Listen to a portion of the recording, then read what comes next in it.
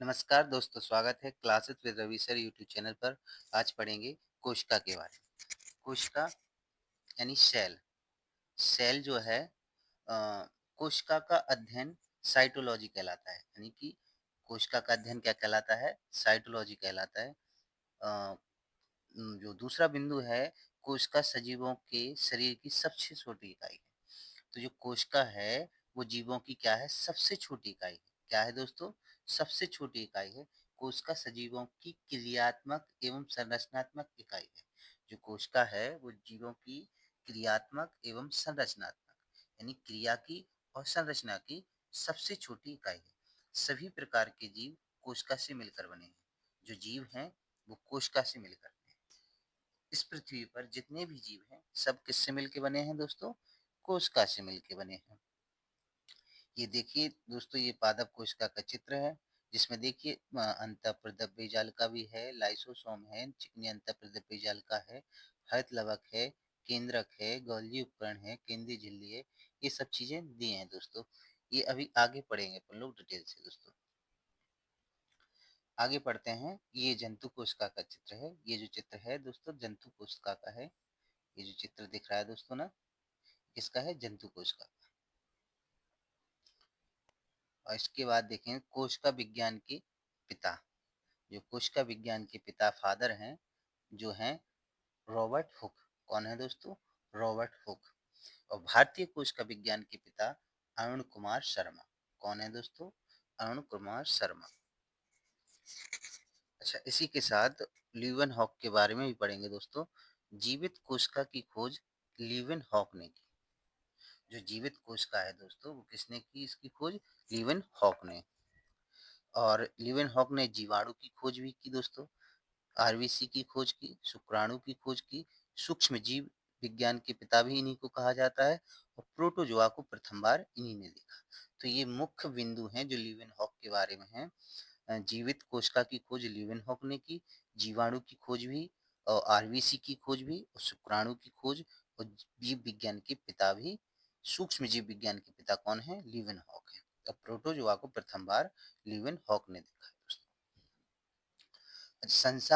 संसार की सबसे बड़ी कोशिका कौन सी है दोस्तों? शुतुरमुर्ग का अंडा। कौन सी है दोस्तों? शुतुरमुर्ग का अंडा। जो कि क्या है? एक कोशिकीय जीव है।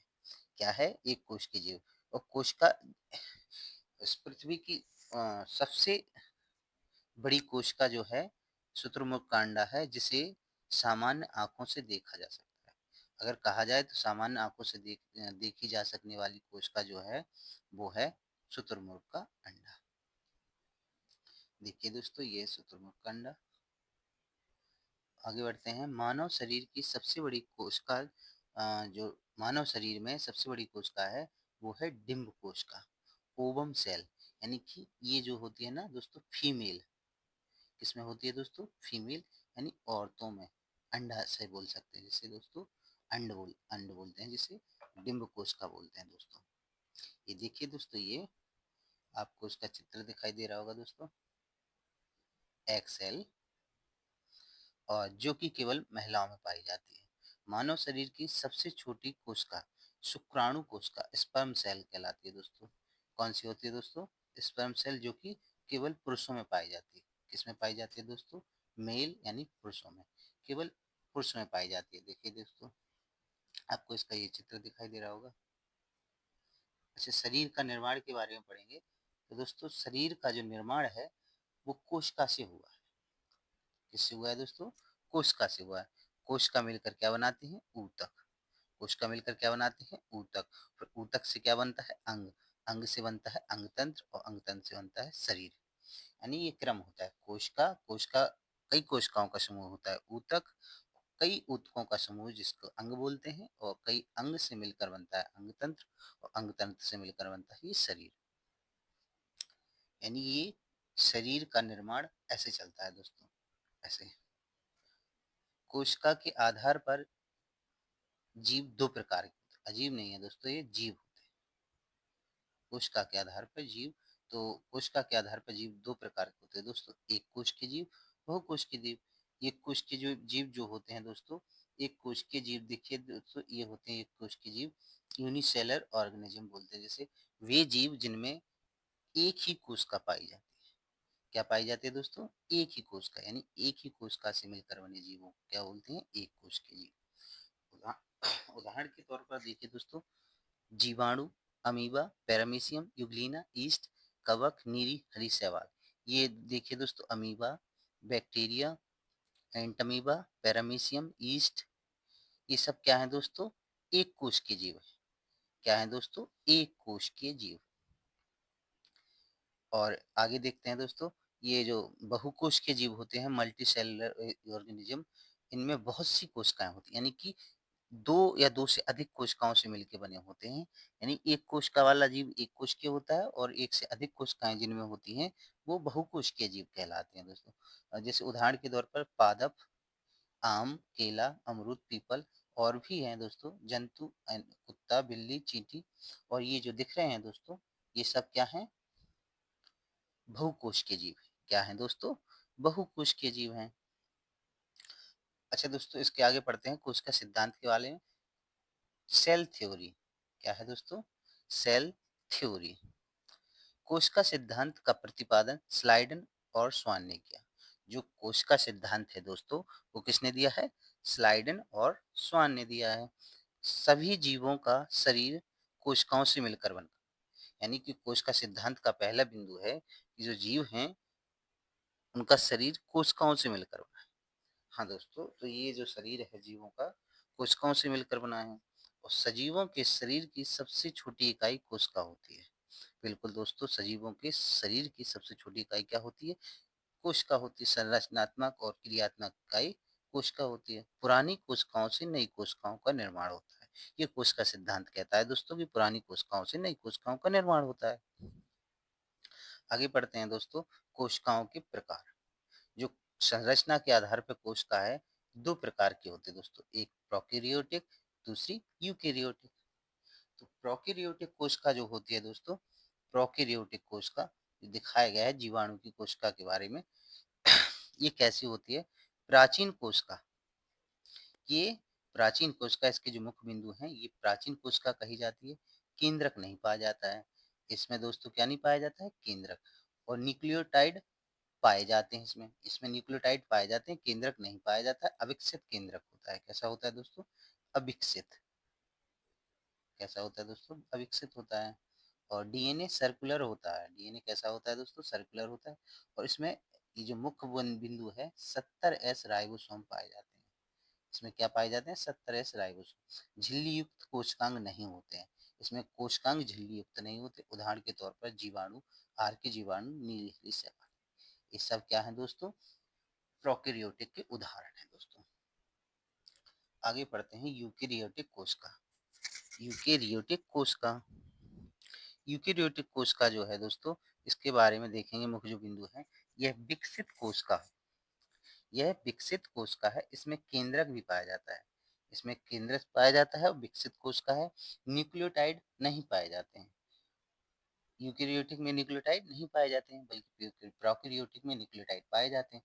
उसमें केंद्रक अविकसित था, उसमें इसमें केंद्रक पाया जाता है। रेखित डीएनए, उसमें सर्कुलर थे, इसमें रेखित डीएनए पाए जाते हैं। उसमें 70S था, इसमें 80S राइबोसोम। कितना है? 80S राइबोसोम है। आगे पढ़ेंगे राइबोसोम के बारे में दोस्तों। झिल्ली युक्त कोशिकांग पाए जाते हैं। दिल्ली युक्त में झिल्ली युक्त कोशिकांग पाए जाते हैं। कैसे पाए जाते हैं दोस्तों? झिल्ली युक्त।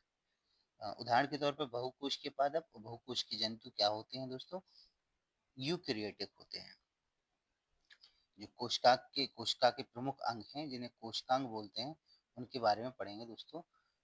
ये कोशिका के प्रमुख अंग हैं, जैसे जीव द्रव, कोशिका भित्ति, इसमें दिखाए गए हैं दोस्तों। देखो, लाइसोसोम, राइबोसोम, माइटोकॉन्ड्रिया, खुरदरी अंतःप्रद्रव्य जालिका, कोशिका द्रव, केंद्रक, केंद्रक झिल्ली, केंद्रीय झिल्ली, अंतःप्रद्रव्य जालिका, गोल्जी उपकरण, कोशिका झिल्ली, तारक का, सेंट्रोसोम बोलते हैं जिसे।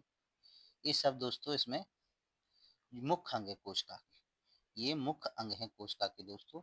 ये जीव द्रव, कोशिका भित्ति, प्लाज्मा झिल्ली, माइटोकॉन्ड्रिया, गोल्जी काय, गोल्जी उपकरण बोलते हैं जिसे, लाइसोसोम, केंद्रक, राइबोसोम, अंतःद्रव्य जालिका, लवक। ये क्या है दोस्तों?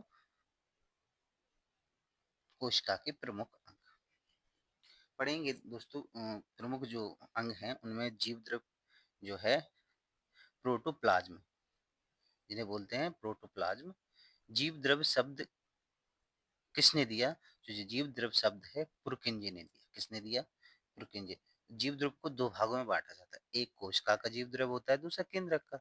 जो पूरी कोशिका में पाया जाता है वो कोशिका द्रव वाला जीव, और जो केंद्रक में पाया जाता है वो न्यूक्लियोप्लाज्म होता है, साइटोप्लाज्म होता है कोशिका वाला। कि इस कोशिका में पाए जाने वाला तरल पदार्थ जीव द्रव कहलाता है। कोशिका में पाए जाने वाला तरल पदार्थ क्या कहलाता है दोस्तों? जीव द्रव। कोशिका भित्ति, दूसरा पॉइंट जो है कोशिका भित्ति, सेल वॉल बोलते हैं जिसे। ये दोस्तों सिर्फ पादप कोशिका में होते हैं। प्लांट, पादप। कोशिका भित्ति किसमें होती है? पादप सेल, पादप कोशिका में होती है, यानी प्लांट सेल में होती है। यह केवल जीवाणु, कवक और पादपों में पाई जाती है, यानी कि जीवाणु, कवक और पादपों में पाई जाती है। कोशिका भित्ति सेलुलोज और पेक्टिन की बनी होती है। जो दोस्तों देखो ये दिख रही है ना दोस्तों, कोशिका भित्ति ये किसकी बनी होती है दोस्तों? सेलुलोज और पेक्टिन की। किसकी? सेलुलोज और पेक्टिन की बनी होती है। यह जंतु कोशिका में नहीं पाई जाती। बिल्कुल दोस्तों, ये जंतु कोशिका में नहीं पाई जाती, ये पादप कोशिका में पाई जाती है। अच्छा, जो पादप कोशिका या कोशिका भित्ति है उसके कार्य क्या होते हैं? तो कोशिका भित्ति के प्रमुख दो कार्य जो हैं वो कोशिका को सुरक्षा देना होता है और कोशिका को आकृति देना होता है। सुरक्षा और आकृति देना होता है कोशिका को, प्रमुख कार्य है इनका। इसका बाद आगे पढ़ेंगे प्लाज्मा झिल्ली। क्या है दोस्तों? प्लाज्मा झिल्ली, प्लाज्मा मेम्ब्रेन इसे बोलेंगे, प्लाज्मा मेम्ब्रेन। तो प्लाज्मा झिल्ली की खोज सिंगर एवं निकोलसन ने की। किसने की? सिंगर एवं निकोलसन ने की। प्लाज्मा झिल्ली के जो कार्य हैं वो जंतु कोशिका को आकृति एवं सुरक्षा देना, इस इसका कोशिका के अंदर जाने और आने वाले पदार्थ का चयन है।